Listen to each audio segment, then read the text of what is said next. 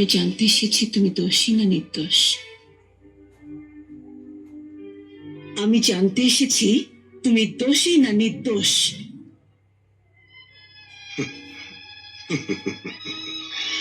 চমৎকার।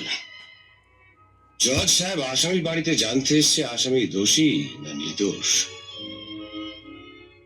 20 বছর আগে আপনার আদালতে দাঁড়িয়ে বলেছিলাম আমি নির্দোষ, আমি নির্দোষ, আমি নির্দোষ।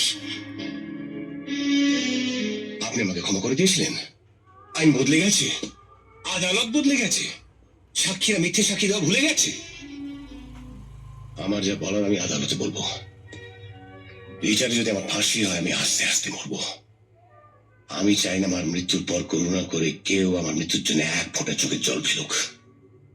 আপনি যান, চলে যান।